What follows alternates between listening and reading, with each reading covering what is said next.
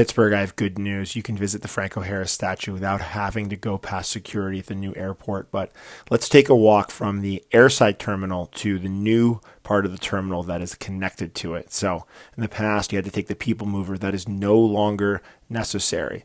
So the new terminal has opened. It opened last month. There's the tunnel to it.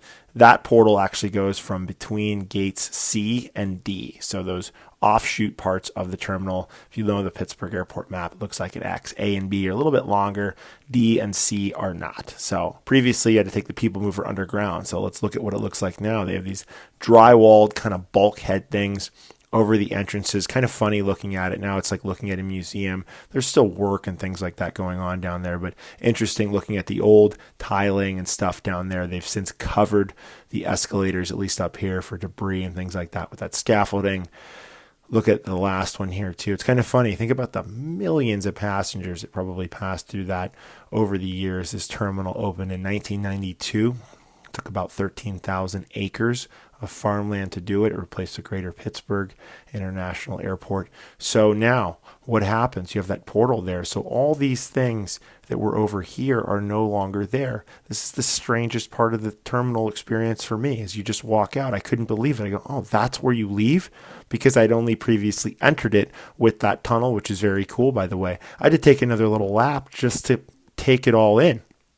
So here, remember, this is the old Air Mall, and now they're calling it like the Center Core area. By the way, Shake Shack's there instead of McDonald's, and the signage and all that has kind of been given a refresh. Looks a little bit more modern and European, really, if I am honest. So now you're leaving, and this is it. There's no more people mover. You walk right here. There's plenty of restrooms and pet care and things like that, and you just go up this little escalator thing, and that yellow bridge up there, aptly colored for the black and yellow colors of the city of Pittsburgh, is where you walk to the tunnel to enter the terminal.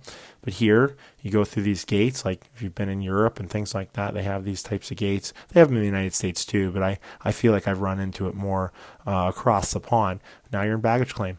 So baggage claim, arrivals. The other big benefit to this airport, and I know the parking thing sucks. International arrivals, by the way, they're moving the passport control over there. So remember, if you landed from London or Punta Cana or places like that where we have international flights, you kind of be dropped into the terminal a different spot.